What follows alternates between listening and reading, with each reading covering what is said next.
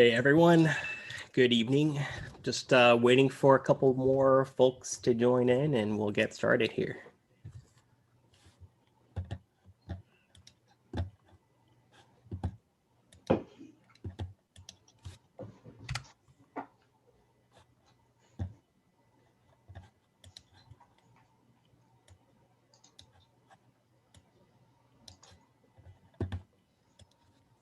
Can everyone see my shared screen here, hopefully? Manufacturing technologies. We see your slides. Awesome. All right.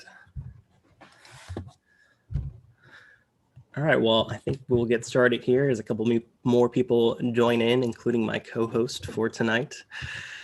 So good evening, everyone. Welcome to another Willamette Innovators Network Pub Talk. My name is Aaron Moore, and I'm a board member for Willamette Innovators Network.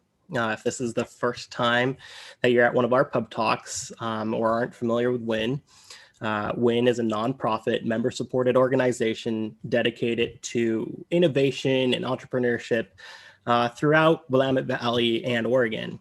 Our events are usually designed to bring people together for an evening of networking and education. Of course, we're doing these virtual right now.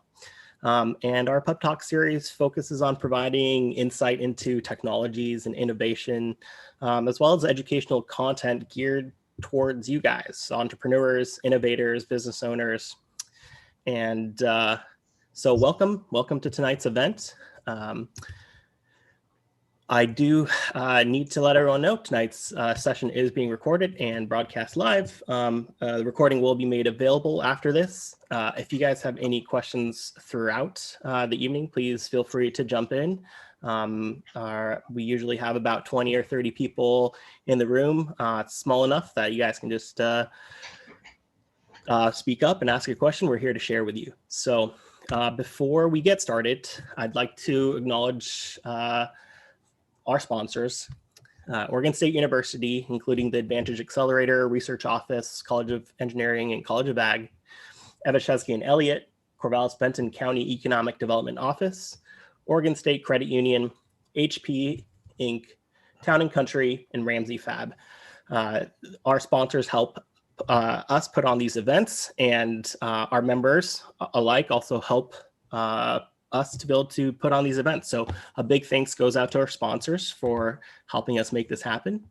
And in fact, tonight, you'll also be hearing from Scott Ramsey or Ramsey Fab. He'll be joining us and sharing some of his insights. So big thanks to our sponsors.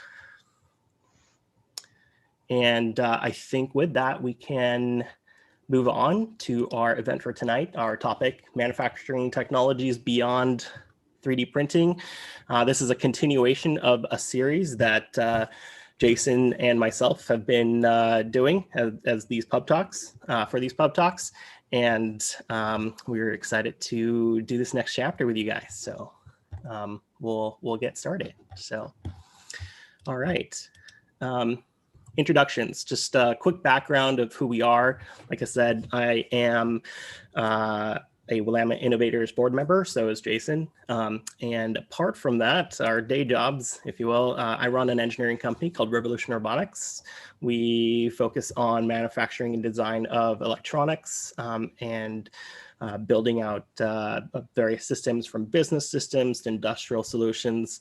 And my day job involves creating prototypes as well as production systems of various kinds. And we are a small scale manufacturer here located in Corvallis, Oregon. Jason, you want to do an intro? Yeah, so I have a few companies. One is Row Sky Engineering Company, focused on designing of equipment and facilities, especially like I say, explosion-proof facilities, clean tech, high-tech facilities. Element Grow is sort of our manufacturing arm, where some of the designs that we develop, we can actually manufacture on the Element Grow side. So again, like process equipment. And then we recently expanded in our building, and now we actually have call it a community, call it a company makerspace that we're just starting up. So all that within with what we're doing. Awesome. All right, so everyone saw the topic, just a little bit of background on the series. Jason and I, as you heard, we run our own technology companies. And as part of WIN, we're always talking about entrepreneurship, innovation, and technology. So one of the common questions that comes up often is, how do you make something? How do you create this? How do you take an idea from concept and actually make something? And as part of our group, WIN, our goal is to be able to share our ideas and experiences. So Jason and I got kind of talking and we said, hey, this would be a good opportunity for us to share our experiences and talk about some of the challenges we had and share that with you guys and kind of have a conversation about it. So as much as the information tonight is meant as us sharing our experiences, we are also learning as part of this, and we welcome questions and hearing your thoughts as well. And on that note, I do want to say that there's a lot of really good content out there on some of these topics. And so one of the things that we do want to focus on is our personal experiences in building things and creating, whether it's small prototypes or small batch production.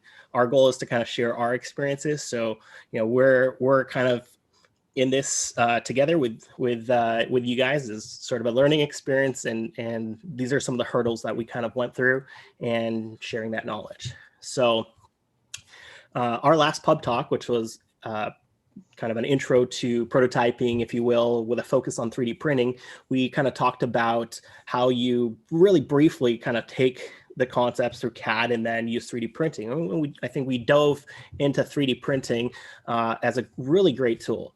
And 3D printing is a fantastic tool. We use it all the time, but we also use other technologies. And tonight's topic is to start examining some of these other tools that we use.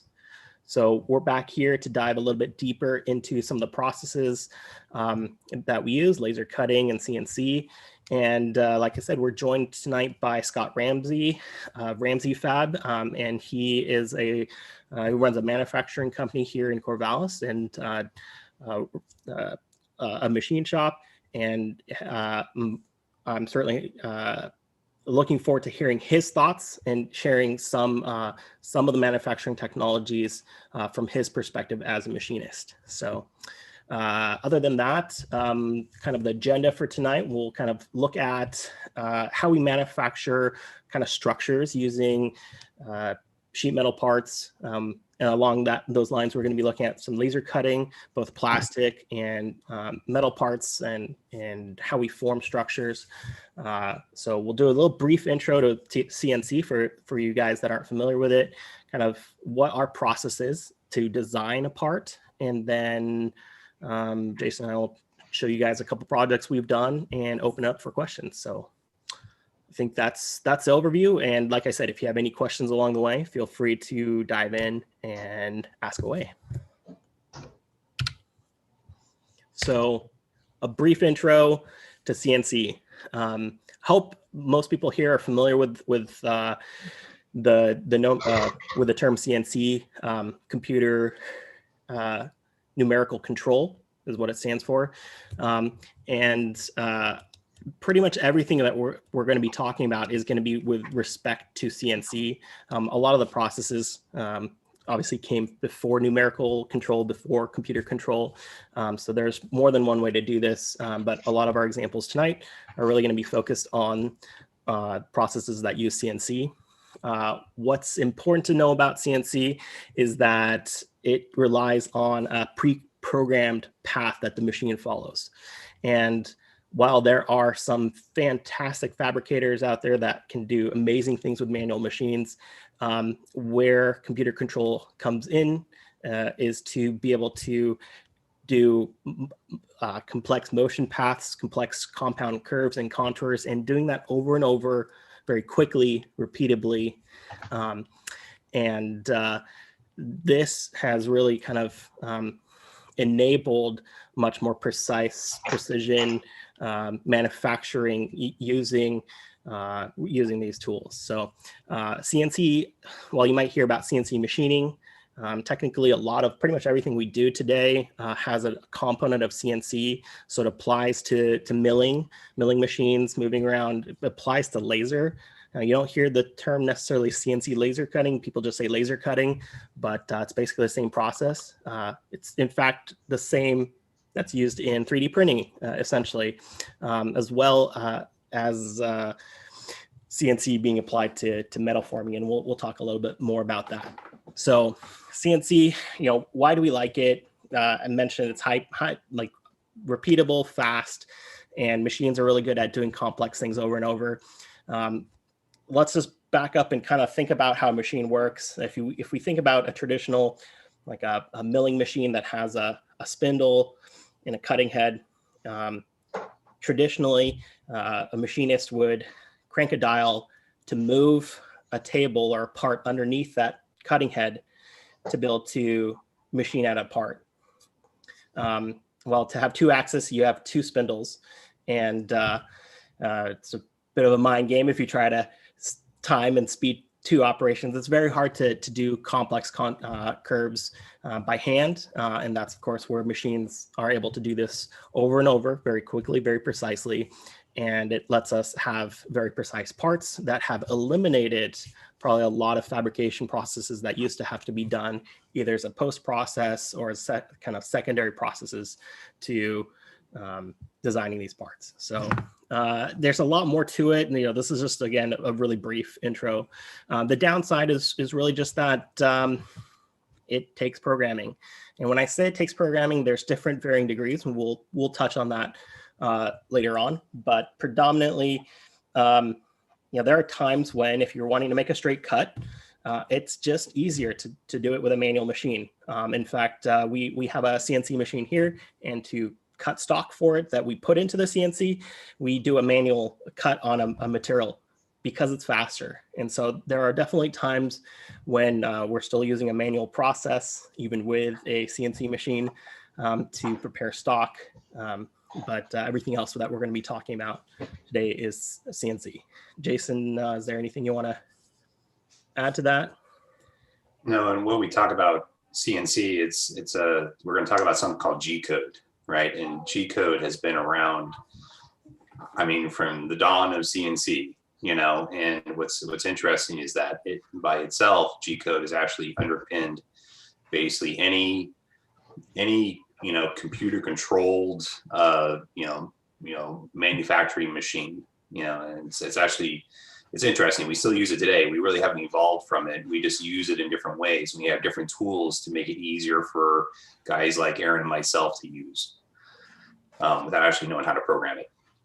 It's a really good point because a lot of the software tools make programming of these paths trivial or almost automatic. In fact, a lot of the 2D parts that we're going to talk about first today, the programming for that is basically zero. We bring a part into the software, and the software will generate all the code for us. And so we're not working with G code at all. I think rarely today, because of these powerful tools, people aren't writing G code by hand so much. They're relying on the CAD tools that we'll be talking about, the CAM tools that help generate these paths.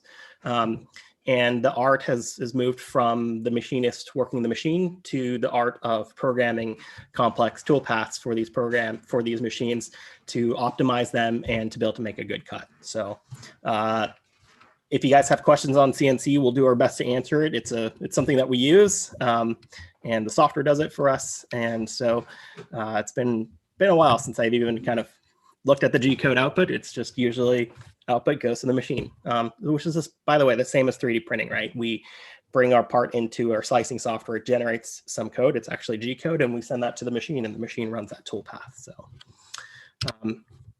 So let's take a look at this starting from CAD. Jason, I'll let you kind of maybe kick us off here. Yeah, so everything sort of starts with an idea, and it starts with a paper sketch and sort of a concept of what you're trying to achieve. But all that has to sort of be made into a, call it a model, a software model. and I akin it to, it is like a physical model, something you can actually eventually hold, but the ideas and the information you put into it, the material, I got to have a bend here, I need a hole there, all that is actually sort of, the precursor to actually having a physical part. And so I use, the software that we use Onshape, which is actually a cloud-based modeling software. And so, everything that we do from prototype through concept and even exporting out, flat patterns, and, we can even get, G code off of this. All that is actually based in the cloud. So, sort of gone are the days, the days are still around when you need to have a heavy computer, to run a software. But for us, this is actually the software we use, and it's actually a really good fit for us. And sort of what we'll see sort of later on is actually an example of a sheet metal box. It's actually a fan and a filter. And we use the software tools inside the software, or software tools embedded in the software, to actually create sheet metal. And there's actually specific sheet metal tools. So, that is actually sort of, I guess, called revolutionized, like how we actually can design things. We sort of end with the model, and then we actually push a button in, and magically it unfolds, and it's a pretty amazing tool set that we have available to us. Aaron, the thing on the right is yours. Yeah, so last time I had showed kind of a 3D printed part that we created a mold pattern from, and produced some plastic parts for. That was part of this battery assembly, and we actually have a sheet metal part component of this, and so this is part of that CAD model. And so I will show some photos of this part and kind of the design process for how that gets put together as well later on in this presentation. I do also want to touch on the fact that since we're going to be talking about laser cutting, and we're talking about sheet metal parts here, a lot of this starts from 2D patterns. And so if you're doing some simpler parts or some simpler designs, you can use 2D software. You don't have to have 3D CAD software to get started. And there's quite a bit that you can do. I have an example here. This was one of the first robots we built about 10 years ago. This was CAD'd up in CorelDRAW. I mentioned that last time. And you can see all the parts there. They're all flat pattern parts. You can see the slots and tabs and everything that help kind of assemble it. And so this is just kind of an example of a part that you can create all in 2D. You don't even need 3D if you can kind of keep it in your head and visualize how it kind of comes together. Of course, there are definite advantages to doing this into 3D and helps prevent certain mistakes, but it's definitely a possibility. So I did want to share that.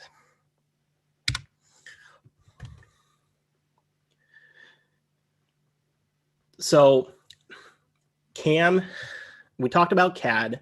CAM is the counterpart for the software. We do design with CAD software, and then we generate the machine controls, if you will, with the CAM software. And usually the CAM software, to a certain extent, is really built into a lot of the packages today.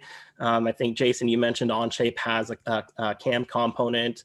I know that SolidWorks does, and so does Fusion 360. So a lot of these tools today have a CAM component that lets you generate what you see here. These green lines are the tool paths that the machine is going to follow exactly. And so the software helps you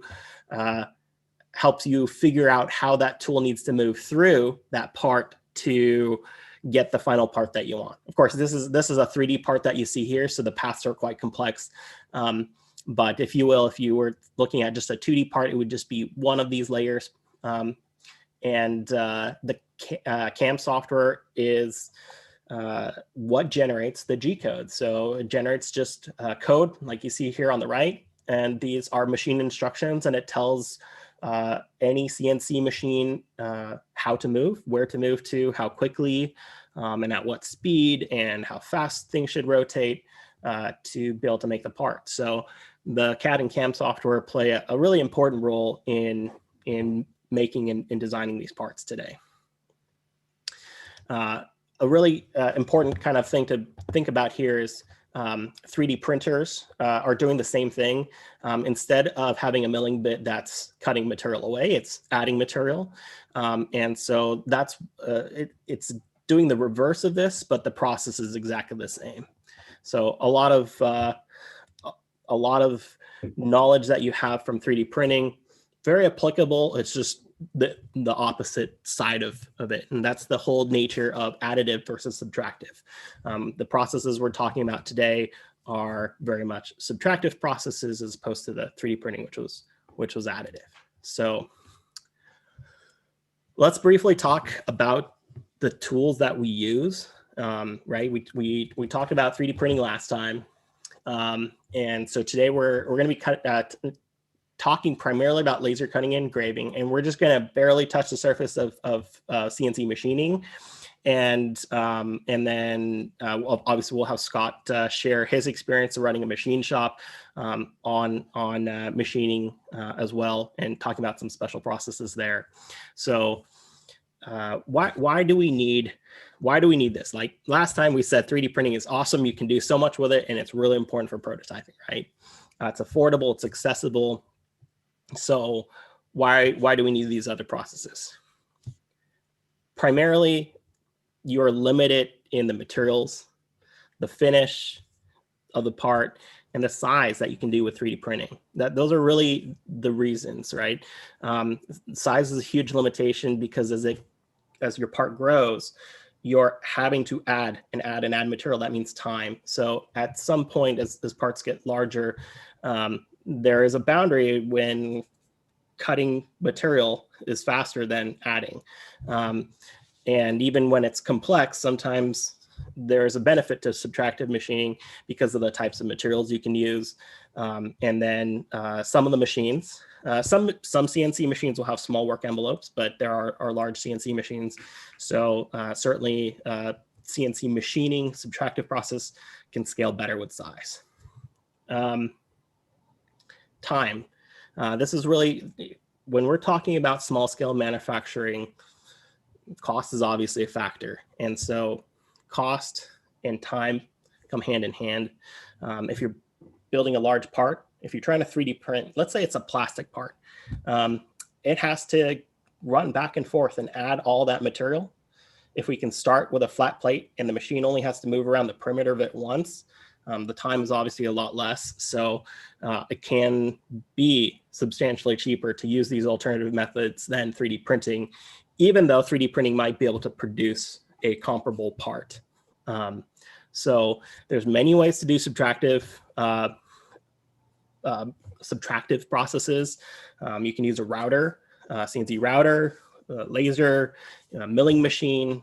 There's plasma, water jet, EDM, and probably a whole bunch of others that I haven't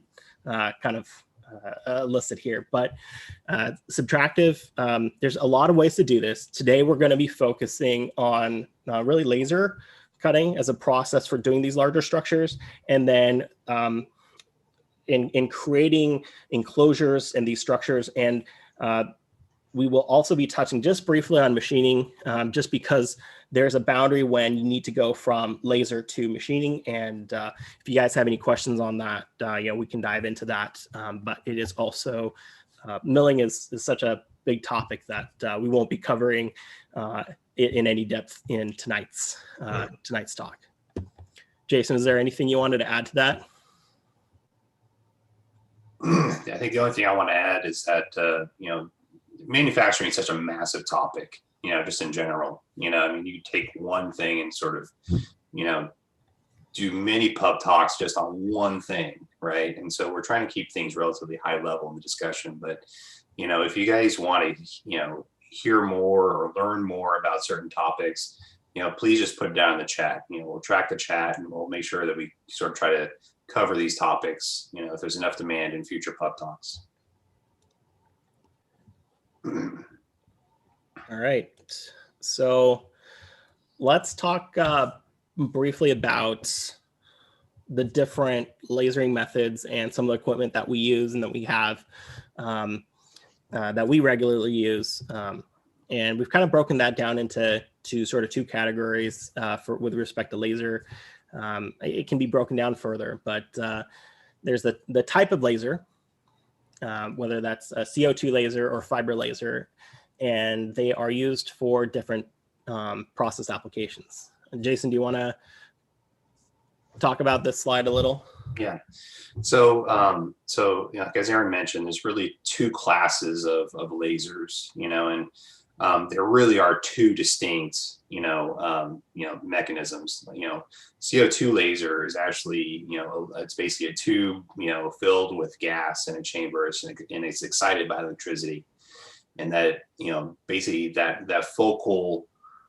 All the energy is being focused down through a chamber and down through, a set of mirrors. And then you got a head that runs around in a two-dimensional pattern. That's what we sort of see in that first picture just to the right. There's a gantry there, and there's a head that literally moves in basically two axes. That's what we call the X and the Y. So the X could be, left and right, and the Y could be front to rear. And it's a combination of those that actually can give you a curve, CO2 is really good for like plastics, and a lot of it has to come down to the wavelength, of the laser.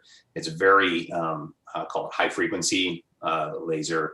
It operates around 10,600 nanometers, so it's a very short wavelength.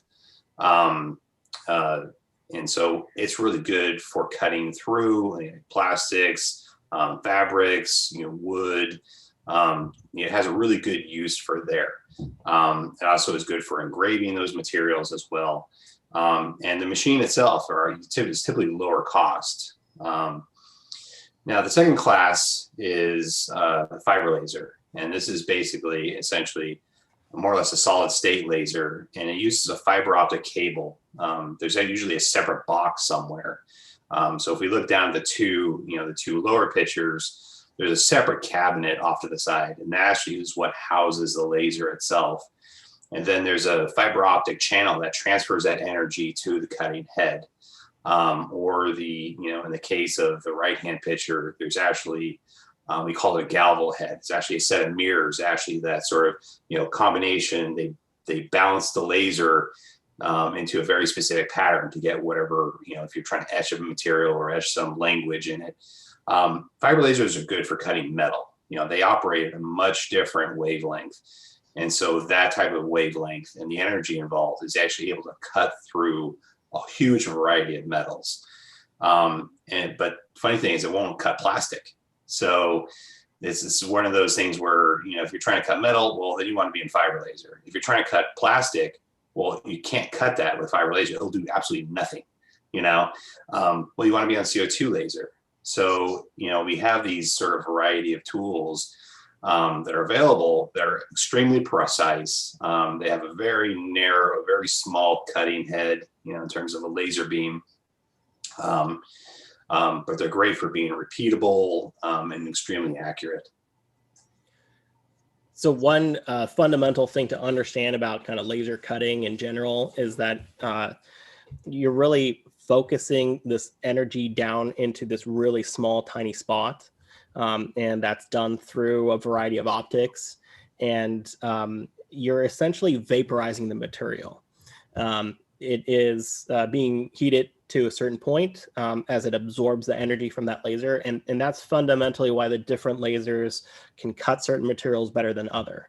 The CO2 laser on metal surfaces, well, the wavelength works in such a way that it gets reflected off rather than absorbed.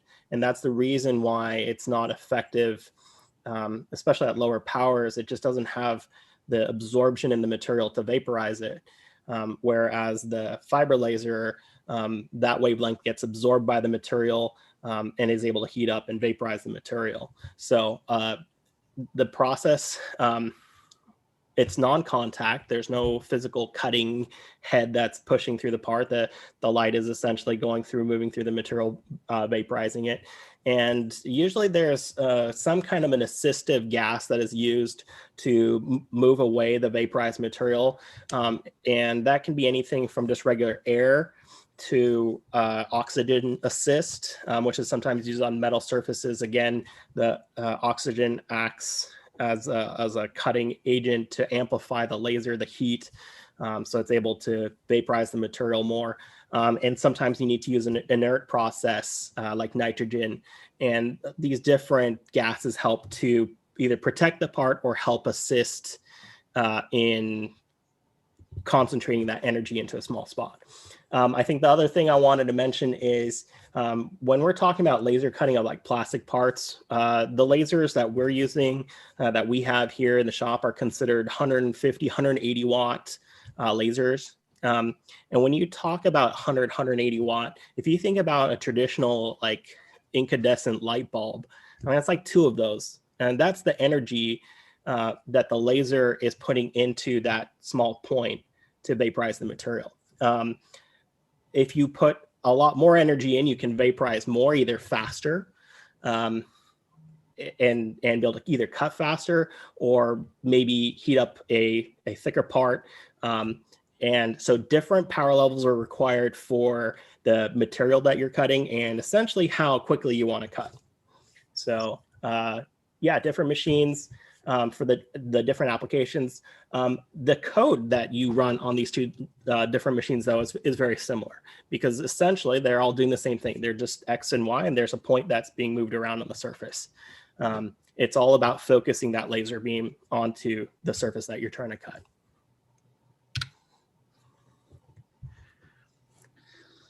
And then Jason, so you were talking about the galvo head. Do you want to talk about engraving a little?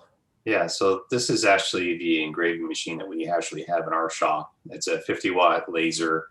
You know, it's a fraction of the power that, you know, Aaron has in his shop, but he has a different type of laser. So my laser is actually able to etch metals.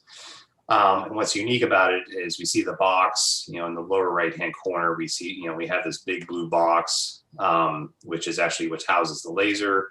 And then there's a fiber optic cable that routes it to what we call the galvo head, which actually has a lens on it. And that lens is actually able to focus, you know, the laser beam down onto the part. And those galvo heads, they're just a set of mirrors, and they move, like, I mean, incredibly quickly. I mean, and they can actually etch metal, right, without actually making any contact. So as Aaron had talked before, there's actually a head in the focal beam that sometimes is really close to the part. Well, this is actually even further away, so the energy required is actually a lot less, but we're able to get a pattern out of it, right? And so just an example, this is actually an anodized plate. Go ahead and run it, I'll sort of talk over it. I think I turned off the sound, which is fine. It makes this crazy, like, you know, like buzzy sound. But very quickly, you can see how we can actually etch metal. And, you know, this is actually just a surface cut, but we can actually get down into the metal with multiple passes to actually get something that's very permanent. And again, this is good for metals. It's actually good to a certain degree for plastics. But that's pretty much its limit, you know, what it can do. But we use it for marking tubes for us. You know, we actually have a very specific need for it. We can mark, you know, like our process equipment, name tags, put serial numbers on it. We can also put security, you know, little security logos, so that we know it's our part, that it can't be repeated. Hey, Jason, this is the same kind of process actually that your resin 3D printer does too, isn't it? Right, that's exactly it. Yep. So what this machine is doing here is no different, just done on the underside of a resin 3D printed part as it cures it, just a different laser, different wavelength that the resins absorb. So really very much the same process, just used in really different ways.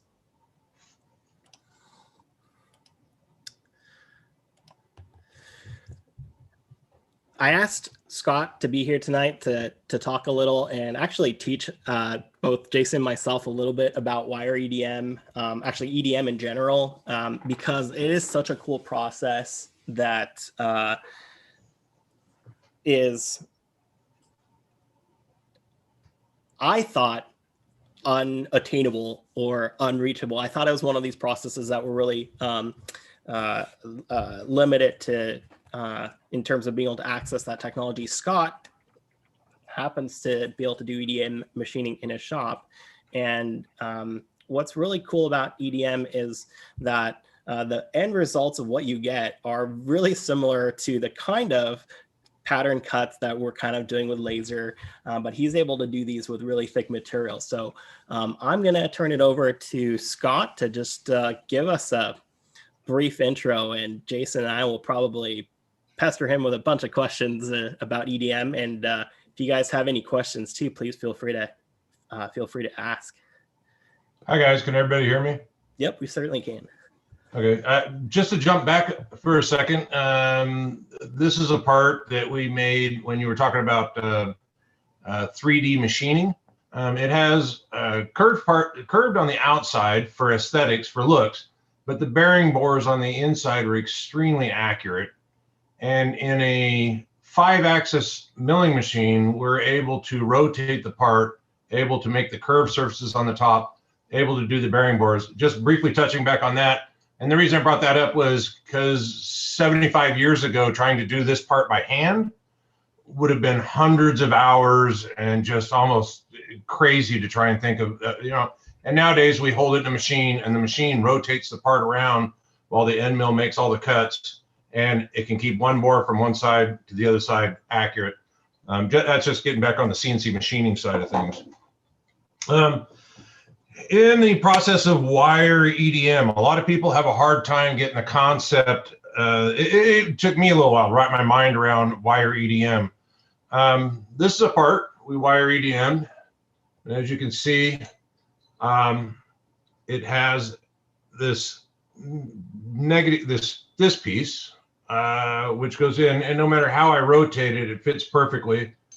The nice thing about wire EDM, so this particular part here was cut with a piece of wire. And so when you tell somebody wire, they see this is the wire we use to cut that. This wire is 10 thousandths in diameter.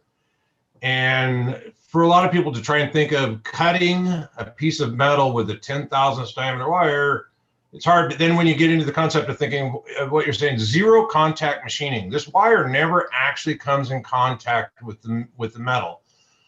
A couple nice things about that is in normal machining, you have tool deflection, you have lots of forces being added to your machine. You're having to force the tool into it. It's cutting in multiple directions. With the wire EDM, the wire is actually feeding through, and so EDM is electrode discharge machining. And as the wire is fed close to that metal, as the photo he just showed there's a long line of light. It actually, the arcing between the wire and the metal, it eats the metal away before the wire ever actually touches it. A few thousandths away from it, as soon as it gets very close, it starts eating the metal away ahead of the wire. The wire is fed through. This is an expendable material. It's used one time and then it goes into a recycle bin. But the neat thing about having zero contact machining, one, super accurate. Anywhere you can feed this wire, there's no deflection. There's no, with water jet cutting, there's deflection. With plasma cutting, there's deflection. And there's accuracy, where water jet cutter can hold 5 thousandths, a CNC plasma cutter can hold 10. This can hold 0.2 of a single thousandth accuracy. And then it gets into the concept of what, so imagine if you had a block of clay and you took the wire on the bottom end and you make a small oval, and on the top end you make a big oval.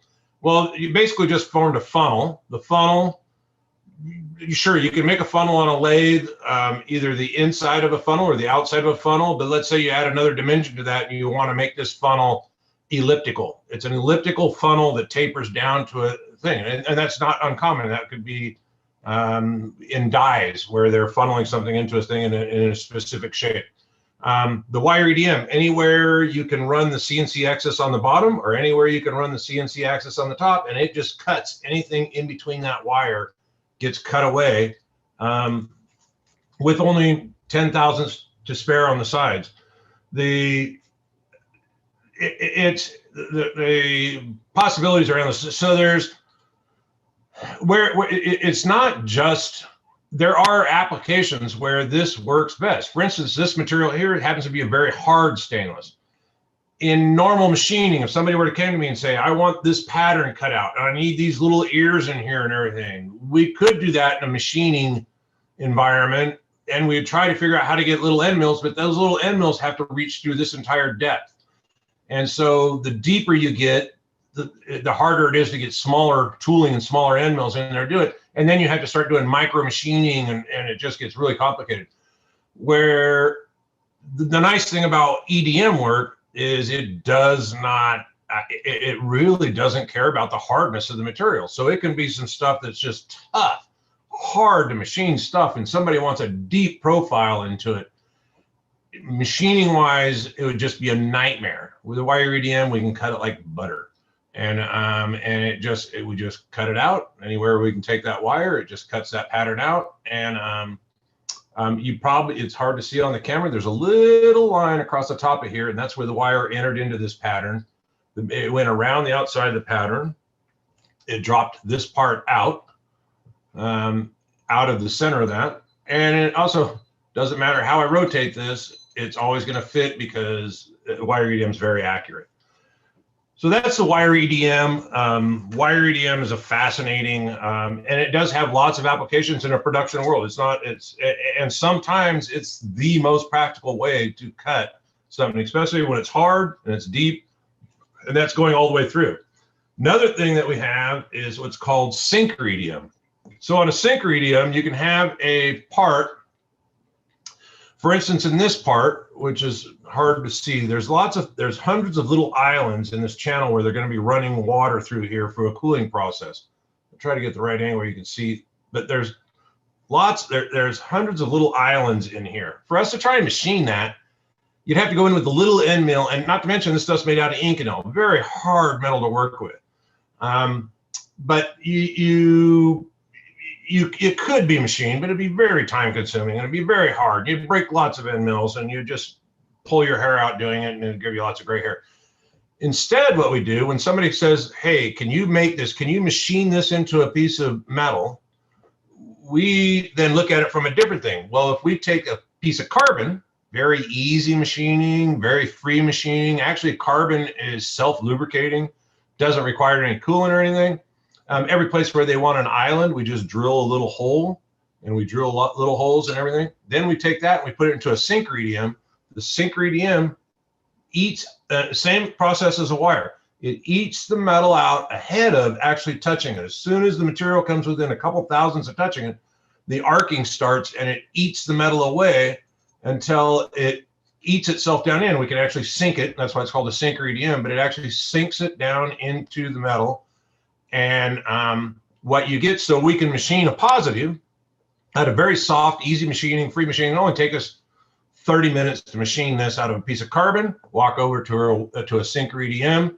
We can set the machine up and we can make these things all day long. Nice thing about that is you set the machine up. It is a kind of a slow process, but as it sinks into the part, your machinist is off doing something else. The machine's running itself.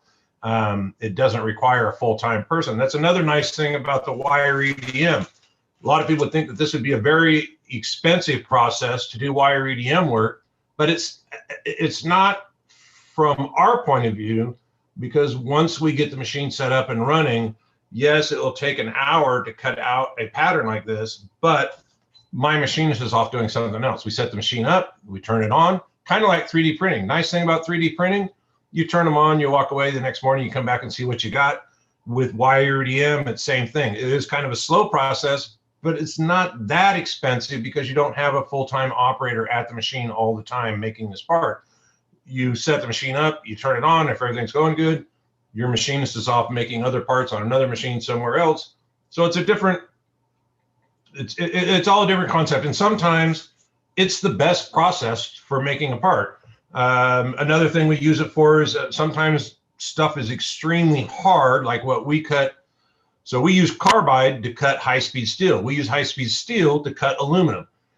if we need to cut high-speed steel, you use carbide. Well, what do you cut carbide with? Well, diamonds. Well, but a wire EDM or a sinker EDM doesn't care how hard the material is. If it's carbide or if it's aluminum, when your electrode or your wire gets in close contact with it, it just eats it away. And so it's a different concept. And normally there's some materials that you would just cringe to think of making anything out of that material because it's such hard and difficult material to work with. Or you have to send it off to a shop with diamond tooling to cut your carbide, where we can take a piece of, in our shop, we can take a piece of carbon, or we can take a piece of diamond, or not diamond, or wire EDM, or a carbon electrode, and we can eat it into the hardest of steels. Now we can only work with stuff that is electrically conductive. So I couldn't eat into a diamond. I can't eat into plastic. But if it's steel or it's electrically conductive, aluminum, steel, stainless, it doesn't care. As long as it's electrically conductive, we can cut it, or we can machine it, or we can make a pattern into it. So that's kind of the wire EDM and the sinker EDM in a nutshell. If you have any questions, feel free to ask. I didn't mean to use so much of your time, but I'll turn it back over to Jason or Aaron. This is a super cool process. Scott, I want to ask you, one of the things that we talk about in wanting to prototype things is look at processes that let us create final product that would be similar to how you would do it in volume production, but sometimes we can't use the same processes. And one that comes to mind for me is extrusions. Why do you need to use an extrusion? Well, think about like a computer heatsink that has lots of little fins. Machining that and machining every single fin is, prohibitively expensive. Yet you see heat sinks all over the place. So they do that by cutting that pattern and extruding aluminum into that profile. But shops that do that typically require you to buy, just one truckload of material at a time. Well, that doesn't work so well for prototypes. Scott, would wire EDM work for essentially prototyping an extrusion profile? Sure. The difficult part would be, like most extrusion is, feet long. Finding a wire EDM, like our limit on our wire EDM is about 1 foot. Okay. And we could cut out a perfect 40 by 40 Bosch extrusion type out of a piece of aluminum with the keyways and everything in it. But our limit is the length. But you could use the wire EDM to cut that die out of carbide for the extrusion process. But okay. But we're limited on our height because we got to be between those two axes that we're running that wire through. So like ours is limited to about 1 foot, but we could make the exact profile of a piece of extrusion, or, like the common extrusion, like your Bosch extrusion, or your 40 by 40 type of extrusion. We could make that, but we're limited on our length because our wire EDM is not 10, 20 feet long. And then you would get into, even on that, you have to do your wire EDM vertically, because if you try doing it horizontally, if there's any sag in that wire, it's zero contact machining. So, and because you're only working with 10 thousandths diameter wire, you can't pull it super tight, it'll break it.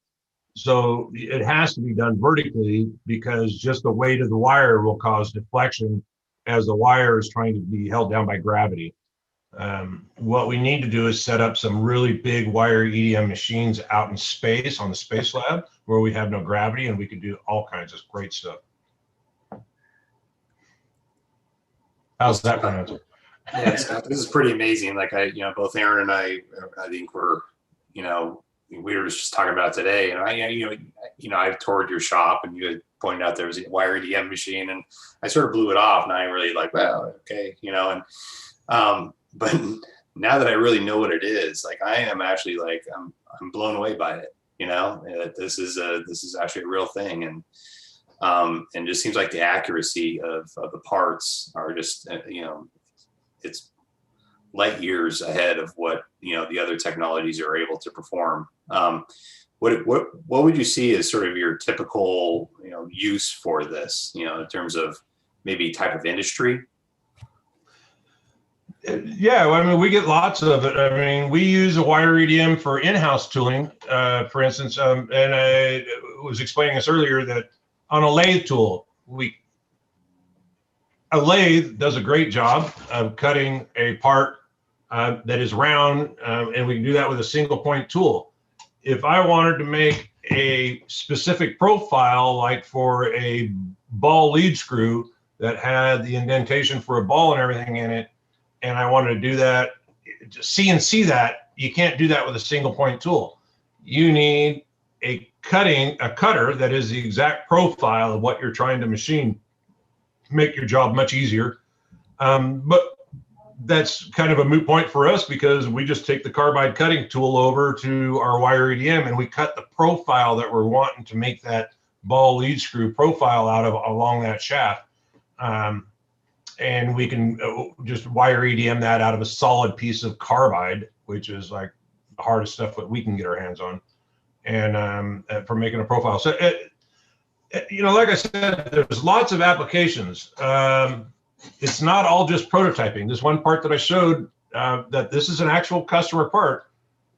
To make it any other way than EDM is, it would be costly, prohibitive, because of the amount that the tooling that you would need to get into all these little crevices to make all this, where to make this piece of carbon is easy and it's free machining, and I can make these in a half hour, and to try and machine that, it would take 20 hours, but machine this in a half hour and sink this in a couple hours.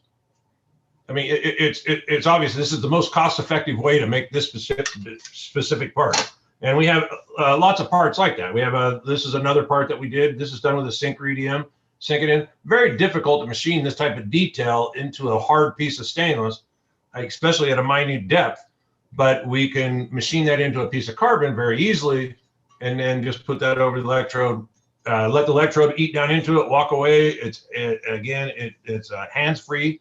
They call that lights off machining, when you can just turn the machine on and walk away and then come back in the morning. Same with 3D printing.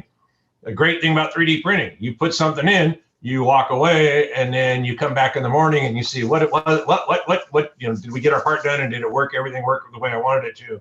And the EDM is kind of the same work. You can put it in. It doesn't require an operator to be there all the time. So it's cost productive that way, in that it doesn't require a person on it all the time. And there are lots of applications where it's a great application to use, and not just in prototyping, and not in both production and prototyping. It's a great process, and we actually ourselves are just getting our feet wet into it.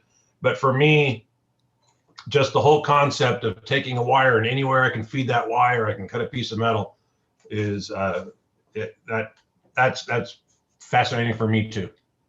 Very cool, Scott. Thanks for sharing. Yeah. All right. So actually, that was a really good intro to kind of talking about 2D parts, because Scott already kind of covered a lot of, I think, things that we wanted to bring up and mention. So we'll kind of try to run through this to lead into making our parts. So before we look at structures, the reason I wanted to introduce 2D parts is because they're the foundation of what we use to build things up, right? So what are some of the design considerations first when you're talking about kind of this process? What is the material you're going to use? Is it wood? Is it plastic? Is it metal? Is it something else? And typically that, like we said, dictates the process you're going to use. And you can use any of these subtractive processes. The right ones depend on the material selection. It also depends on the thickness of the material, because as you get too thick, you might need to move to something like what Scott had, to be able to cut through some things, where if you don't have a powerful enough laser to cut through, you might need to change processes. The other part to consider when cutting 2D parts, as you get thicker is the issue of kerf. What is kerf? Think of kerf as essentially the gap, the margin of your cut, right? You're trying to cut a 1-inch part or 1-inch wide part, and your cutting tool goes through there. Well, if your cutting tool is 1/2 inch wide and you cut 1 inch on each side right through the center, you're cutting in and you're gonna not end up with that 1-inch part because the cutting obliterates part of that that area that you wanted. With lasers, this kerf can be relatively small, but the thicker the material, usually the larger kerf you get. And that has to do a lot with the process technology and how that laser beam can be focused. If you can focus your laser really well, you can minimize your kerf, and you can you'll be able to cut through that material more effectively. But as you get thicker, sometimes you need to defocus that, and your kerf ends up being wider. You also end up using more power to cut through that material. And so the channel that you end up removing ends up being larger. And depending on your materials, you need to compensate for kerf. And so if you're cutting some of the plastics like we use typically we cut things out of 1/8 inch plastic or 1/4 inch plastic. This is a plexiglass plate, or acrylic sheet that I'm holding up here. And if you're cutting things out of this, the kerf is going to be relatively small. We're talking something on the orders of a couple thousandths, maybe 0.1 to 0.2 millimeters.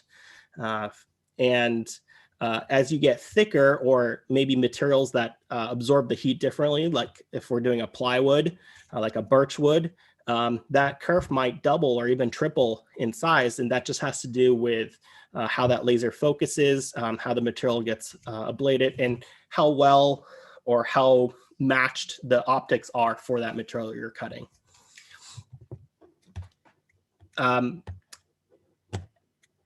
Why do you need to consider that? Well, let's say that you're trying to machine some holes for screws. If you have the exact size of the screw and you're trying to put threads into it, well, the kerf is going to make that hole a little bit larger. So these are some sample plates that people sometimes will generate with slightly different hole sizes to find exactly what that kerf is for the given material. And it helps them size the holes given that process. It's a test plate, if you will. And as you increase that size, you'll find just the right size that gives you the right amount of material left over to be able to even do things like threading into the plastics. That's pretty much the reason for wanting to consider kerf. In terms of assembling of these 2D parts, you can, of course, we talked briefly about using screws to assemble threading here, but another really common thing that you'll see in some parts is tab and slot. So here's an example of tab and slot. You can see on these parts that there's little tabs, and then there's slots cut out in the opposing side so that the parts can fit together and nest together. And this is another part where you need to consider the material thickness. And also the cutting kerf, because if you make the hole the same size as your tab, they might not fit. And they might not fit because of one, kerf. Kerf might give you a loose fit if your tab is too small. And the material thickness tolerances. So when we order 1/8 inch acrylic, sometimes we get 0.12 inch acrylic, which is 5 thousandths smaller. Sometimes the variance across a sheet of cast acrylic will vary. And so you have to account for these things when designing parts that are requiring these kind of complex construction. As you get thinner, some of these constraints kind of go away, and sometimes they're simpler. And you can sometimes get away with not having to worry about it on really thin materials with the right process technology. So as we transition from these 2D parts into more sheet metal parts, we often only need to define the perimeter. But do keep in mind that if you're cutting thicker parts, that there are other things that you need to kind of keep in mind. So let's talk about sheet metal design, since that's how we construct a lot of these things. And as Jason said, this process really starts with creating a CAD model in that flat pattern. So let's take a brief look at what that looks like. And Jason, just feel free to step in here as I run through these. Yeah. So just in generally, you want to have an idea of what your part needs to look like, in its final form, right? And that's sort of what we sort of see on the left there. And this is actually produced by Onshape. This is actually a real part that we ended up creating. But you basically start with what do you want it to look like? Okay, I want to have this side flat, this side have a flange, and the software does figure out like, okay, well, you're going to do a flange here and a flange here. I got to make a cut, a relief cut here, so the software is very intelligent in that regard, So from a designer's perspective, we just sort of really work on what it should look like in its final state, right? But we also got to be really conscious of how big is this when it's all unfolded, right? And can this fit on a standard sheet of sheet metal that you can buy from the mill, right? And typical sheets, of sheet metal come in like 4x8, there's 5x10. We always try to figure out what we can actually fit on the sheet itself. So that's one of the bigger rules. Like if you design the greatest thing, but if you can't get a piece of material to cut it on, it's useless for you. Even if it's just that half inch too big, then you're going to be paying a lot more for that oversized material. So that's definitely a limitation that you need to think about with any of the processes. For our 2D laser cutting that we do on plastic parts, our working envelope is, I believe, roughly 3x5, something like that, 4x5. So if you need to cut a larger part, we would have to send that out. And so we'll get into a little bit more about nesting and kind of cutting large sheets. Right. The process that Jason described really starts with sort of this, flat plate, and you do need to start with the thickness. The software starts with basically what does your pattern look like, and you define on it. You don't have to define the folds on the flat pattern. You just start with a pattern, and then you start adding the features that you want. So here we can see some of the highlighted edges. It's a little hard to see, but we just basically selected the edges and say, hey, we want a fold here. A lot of the process here is about defining how long you want that fold, and if you want the fold on the inside of that blue line, or if you want it on the outside. And that's all the design process is you're inputting and designing this geometry in essentially the same process that it's going to be manufactured in, if you will. You build up the part and define each of the bends. Once you've defined all the bends and all the features, the software is, because you've instructed it kind of where the folds are and whatnot, it's able to automatically generate that flat pattern for you. And this is the benefit of CAD, because trying to draw this and imagine in your head how it all folds and what the lengths are, especially because you will have radius curves, and are you looking at the inside diameter, the outside diameter, the bend radius, it gets really hard to compute what that flat pattern looks like. And this is why we use the CAD tools today. You input the parameters into the CAD tools, and the CAD tools will help define this. A lot of the parts that you see, there are some definition behind the scenes that tell the manufacturer if we want it folded up or down, or even how many degrees we want it folded. And then the other parameter is sometimes the radius that we want these. We don't necessarily always want the smallest radius bend. Sometimes we want a nice big arc. Sometimes we want it as tight as possible. And that really depends on your material selection. So, going back to that flat pattern, that first flat pattern, you are actually needing to define the material up front, know what the bend radiuses are. These are all available. You can look them up online very easily to find these. And then you can define the cut pattern. The next step of that is really nesting the parts. So on the right, you see here all the parts that we had for that little robotics platform. And for us, we laid this out on a flat sheet. Our platform was relatively small, so we weren't really concerned about the constraints of the machine. What we were concerned with was to make sure we have a left and right side.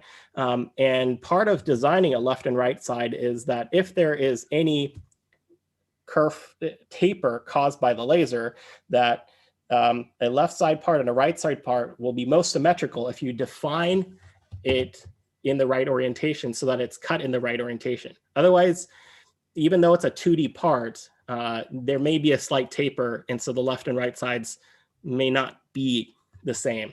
Less of an issue on these larger patterns.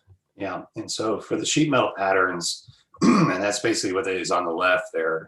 That's actually a standard 4-foot by 8-foot piece of sheet metal. That's actually stainless steel. And it was actually 18 gauge. And, you got to realize that when you give a pattern to a machine shop, or you're saying, hey, I want this fabricated, you're buying that whole sheet of metal. You're not buying like, hey, whatever's like cut, I'm paying for. You're essentially buying that whole piece of sheet metal. So it behooves you to actually really try to optimize, your parts and lay them out on the sheet. And the machinists do a great job doing that too, but you actually can help the machinist by doing it for them.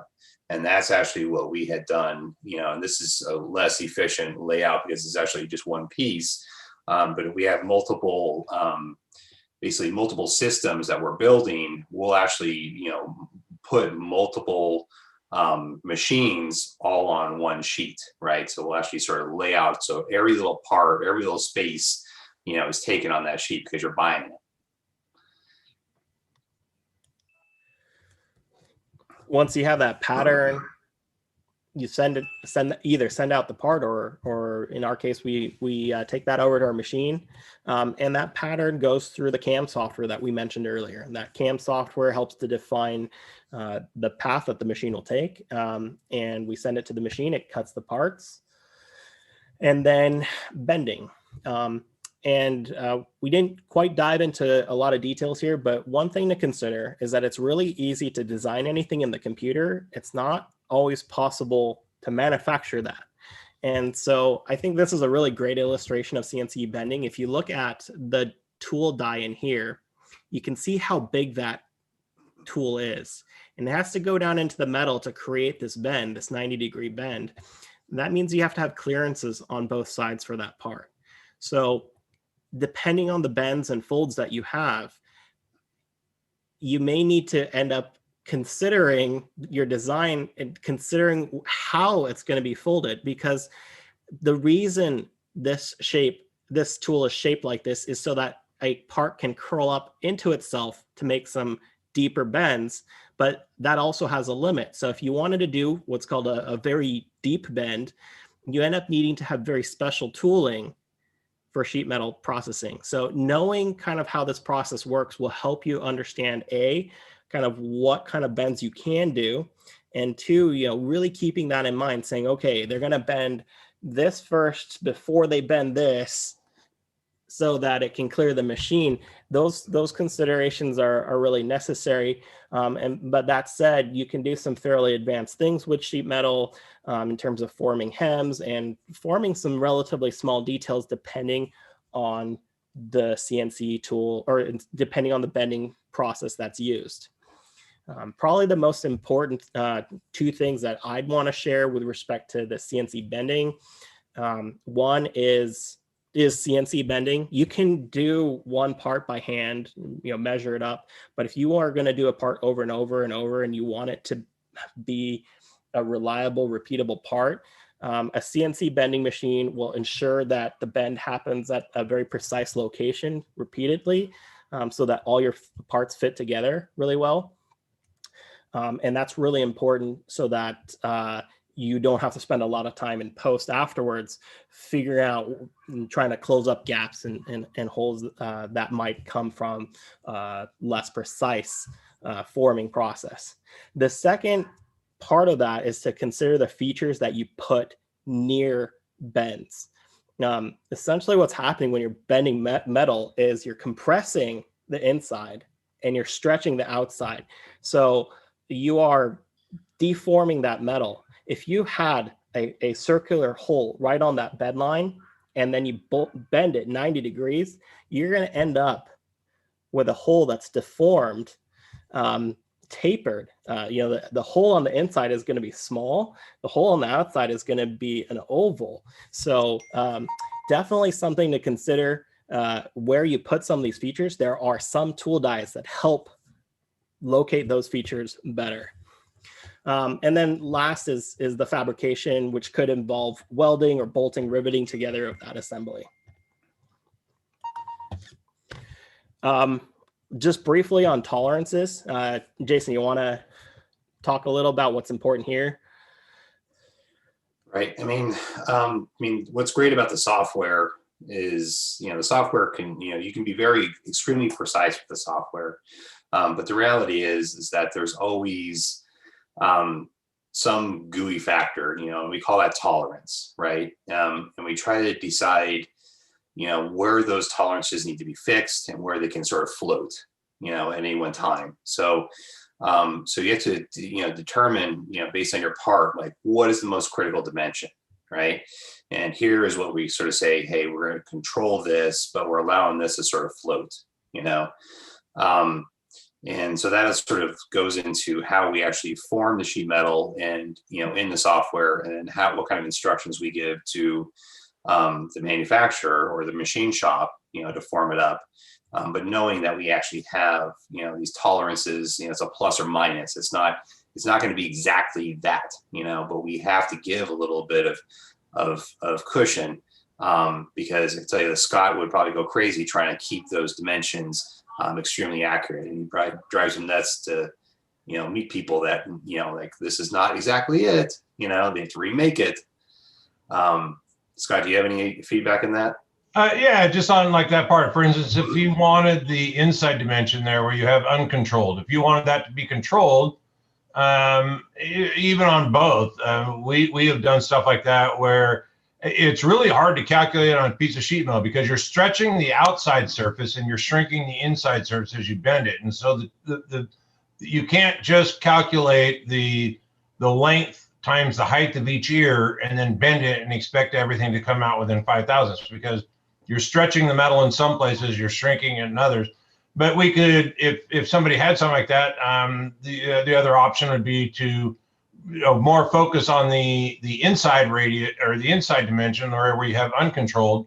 And if we need to, we could chuck up the outside part and run that over, and then machine the, stick that in a vise really quick between a spreader block and machine the heights of those ears to also. So, we could hold plus or minus 5 thousandths on the width and plus or minus 5 thousandths on the height. But that's an additional process. It gets a little more expensive, but it's all a matter of what you need, what's important and what's not important. If it's not important, don't call it out as important, because it's going to cost you a lot of money for us to try and keep that if it's not that important. That's the most critical thing that I would say to suggest to anybody is, if it's know what is important and what is not, and tolerance it accordingly. Because when you send it to a machine shop, we don't know what the application is, and if you say everything on that entire part is plus or minus 5, it's going to get astronomically expensive very quick because of the amount of processes we can do it, but that means we have to add 3 or 4 steps to the process to get it there.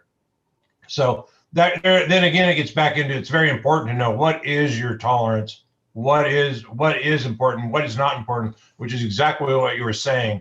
It's something you just really need to know. You need to know what is important, what's not important. Tell me what's important, tell me what's not, and we'll make you a part.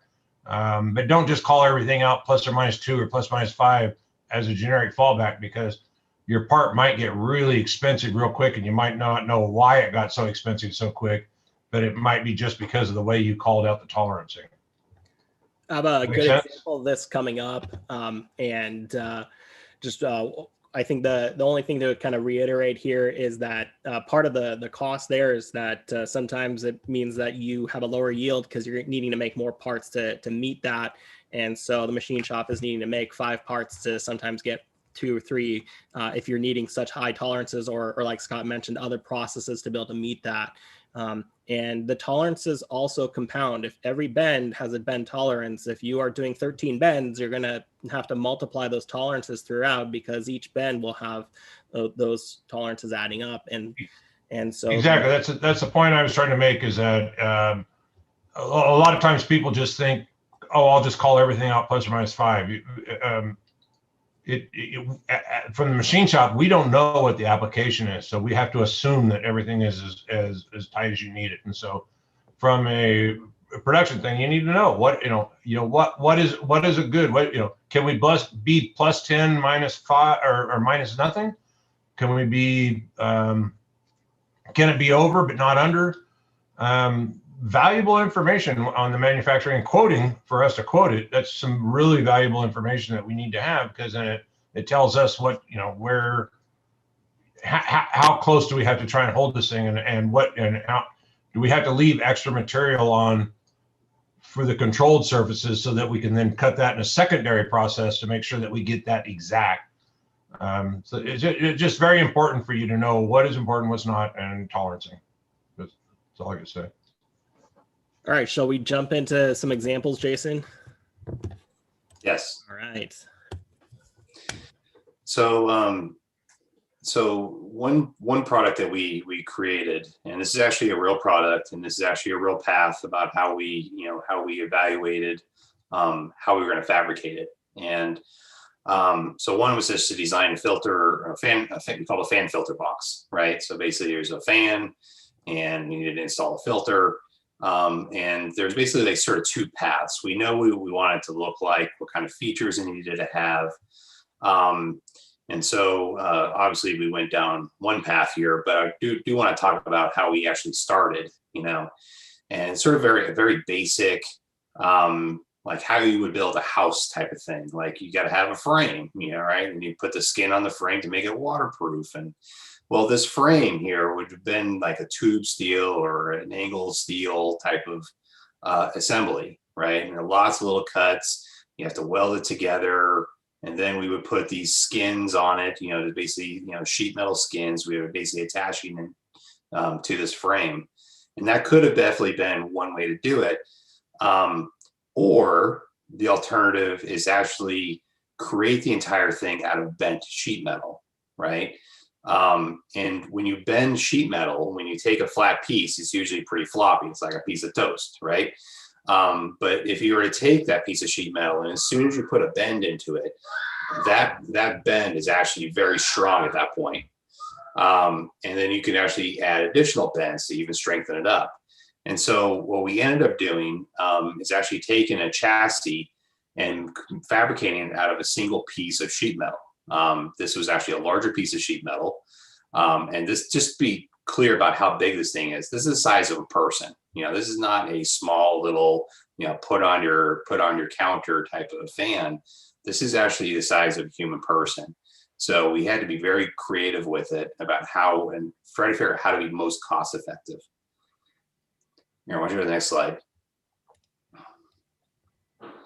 So, like I said, like we actually ended up with a sheet metal chassis. And we ended up with like a 5 foot by 10 foot piece of sheet metal, but by doing it out of one sheet was way more cost effective for us, versus actually having smaller pieces that we have to bolt together. So from a man labor perspective, it was actually much more efficient for us to just cut it out of one big piece of sheet metal. And the facility that we actually got fabricated in, they're able to do CNC laser cut, but they're also able to do CNC bend. So by doing that, we ended up with was actually an extremely accurate part. And then just the final assembly of it actually takes, the sheet metal chassis only takes about 2 hours for a fabricator to sort of put the pieces in place, and then do his final pass with the welding. So what we ended up with was actually generally a stronger piece of, a stronger box than if it would just been like just sort of this tube frame with skins on it. It was a much lighter weight design. I think we ended up saving probably about 20 pounds in terms of the overall weight. being that it's all, again, CNC laser and it was being CNC bent, and we actually had, very specific notch designs throughout this whole thing. So we actually had built in assembly jigs, but with the sheet metal parts. So they actually would line up and they would lock together. So then the fabricator, they can just go in and actually basically do his weld. So just by those mechanisms, we're actually able to be about 30% more cost effective than just sort of a generic tube frame with a sheet metal skin. And then even additionally, it was actually more effective for us.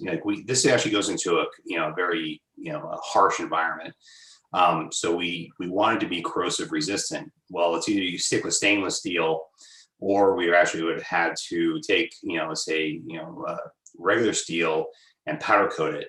Well, stainless steel was just one step for us. We didn't actually have to take the extra step and actually go get it powder coated. So it actually had the dual, benefit by us, working with a single piece of sheet metal and get sort of finished product as rapidly as possible.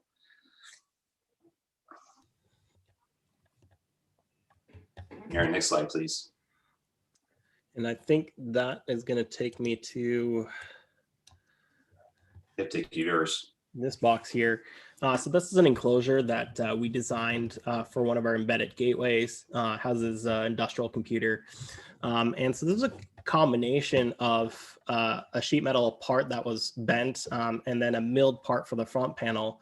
Scott brought up a really interesting point, which was that if you wanted to hold really tight tolerances, well, you can blend sheet metal forming with machining. And that's actually what we ended up having to do on this enclosure because of the tolerances that we wanted to hold for the smaller part. So what we ended up with was a very deep bend on this relatively small part. And that was done with very low tolerancing, because this process was then brought to a CNC machine to trim off the edges and add the features on the back so that they would be highly precise. And what we found is that by doing it that way, we could add tapers, we could add holes in very precise locations, and hold tolerance is much better than we could with just sheet metal bending. And it allowed that sheet metal part to fit very precisely with a machine part, because essentially the mating surfaces were both machined. The reason why we didn't mill the whole part out is because, well, and I don't have a good picture of this, but the whole inside of this is hollow. And so milling would have just been removing 95% of the material. So this is a process in which combining the two parts becomes more effective. Milling the features out, well, this is milling features out of a sheet metal part. Of course, the front panel here that I have here, well, that was milled out of a billet piece. So this is not a sheet metal form part. And part of the reason was that there are features on the backside that can't be formed with sheet metal forming. And so this was done entirely with a milling process. We'll get more into milling hopefully in a future topic, because in a future pub talk, because I think it's a really interesting area. Where I do want to get into is kind of this boundary of combining sheet metal and machine parts, because this is coming back to that battery example that I showed earlier. These are the parts for it. So on the right-hand side, you'll see the sheet metal piece that was formed. The tolerances were required with respect to the height of the part. And in fact, we did have issues with yield because of the tolerances we wanted to hold for this. We did have to design for some wiggle room essentially in this bend line and be able to hold the thickness of the part. And then this is an example of those hole features that were placed on it. They do line up really well. And the only reason they line up really well in this particular process is because the CNC bending was done on a particular die that was able to flex as it was bending the sheet metal, holding these patterns. These holes, as they get closer to the edge, they can deform. So it's something you need to keep in mind. We'll get more into kind of machining in a future topic. But essentially, the only other thing I want to point out about this is that there are different materials being used for sheet metal versus milling. So the plate that you see here, as well as on that previous piece, on this piece, This front panel was made out of 6061 aluminum. 6060 aluminum doesn't bend well. It will become brittle and crack. And so for bending aluminum, if you're using aluminum, you may need to use a different material. We use 5052, which is a softer aluminum that's able to be bent. And the things to kind of keep in mind is you end up with different materials as you're selecting these different materials. When you finish them, getting, for example, an anodizing to match will be a challenge. So we had a limited amount of time to kind of go through these examples today. I know that there was, we wanted to do a little bit of deeper dive into bill of materials, but I think we're going to probably bring that into a future pub talk to talk about it. And so I wanted to kind of open it up for questions here. I know we don't have very much more time left. So yeah, if you have any questions, let's kind of open it up. Jason, do you have any other kind of closing thoughts you want to share too? No, I mean, like I said, it's a very, we try to do broad brush discussion, with topics today. And, I mean, manufacturing industry has been around for, 100 years, and just the topic is so broad. So, but we do want to hear from you guys in terms of what are you guys looking for? What projects are you guys working on? What else do you guys want to hear about? I think if you could just sort of, throw that out there into the comments or the chat box, we'd love to actually try to address that in future pub talks. Yeah, actually, if you guys don't have questions, what are the materials that you guys are wanting to work with? Plastics? Is it sheet metal? Is it going to be wood? Kind of share what ideas you guys have with us, and feel free to speak up.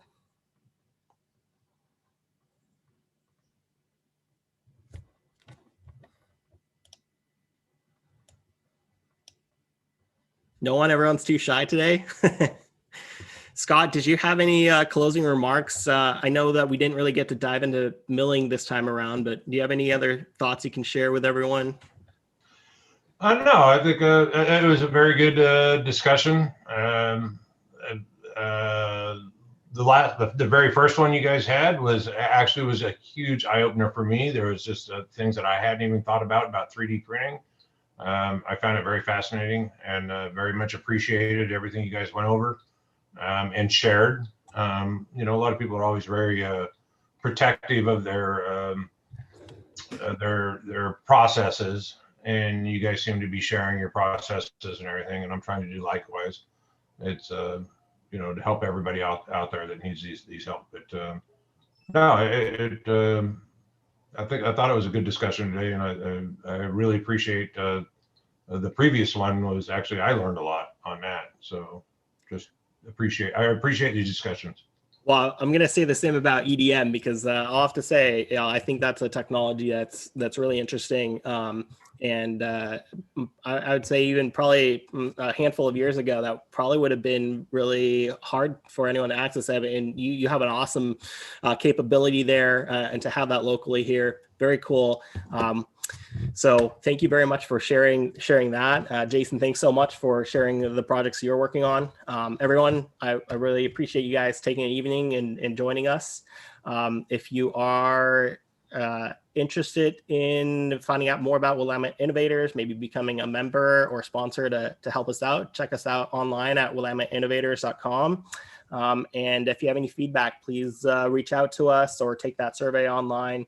We'd love to hear from you. And Jason and I will be back in a month or two to pick up on the next topic. And if you have ideas, things that you want to hear about, please definitely let us know.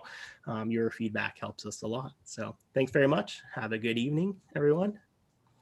Thank you for the pub talk. Thanks, Scott. Thanks, Jason.